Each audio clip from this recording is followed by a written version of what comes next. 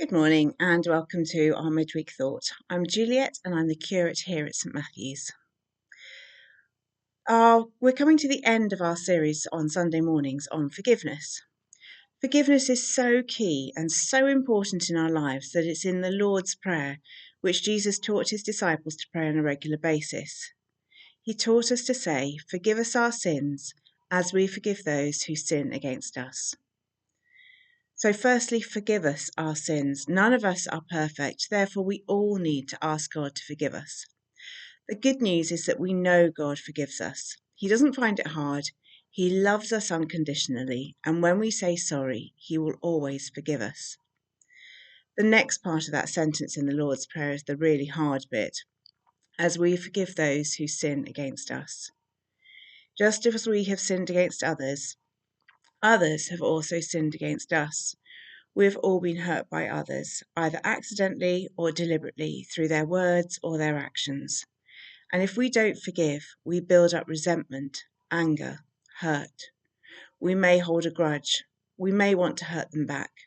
We may keep reliving what was said and done, and we may not be able to move on. But if we do forgive, we usually find a lightness, a freedom, a joy.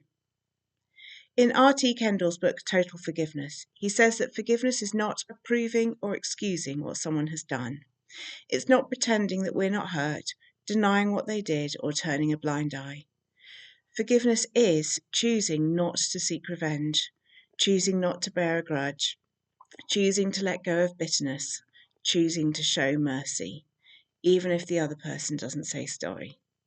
It is a choice, and we may have to do it many times of the same situation and the same person before we have truly forgiven them. I'm sure we all have many stories we could tell of hurt and hopefully also many of forgiveness.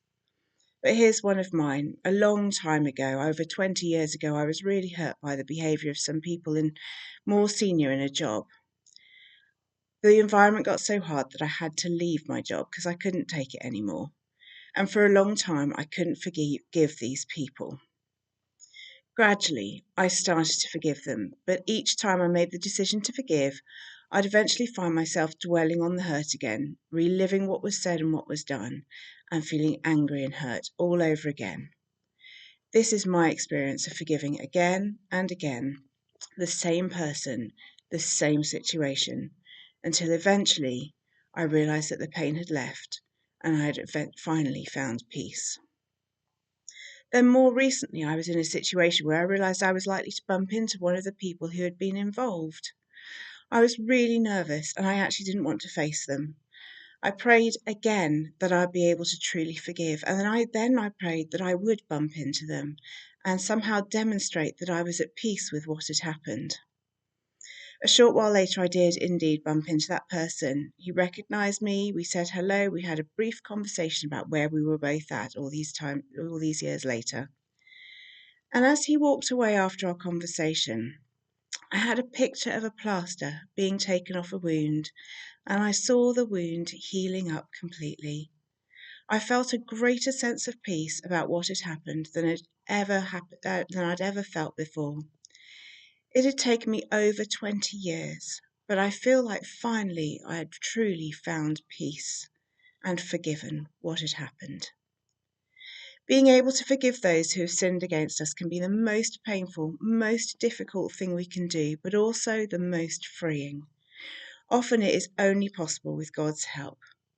So if you're feeling like you need to forgive someone or you need forgiveness, I would encourage you to tell God about it and ask God how to get started on this journey.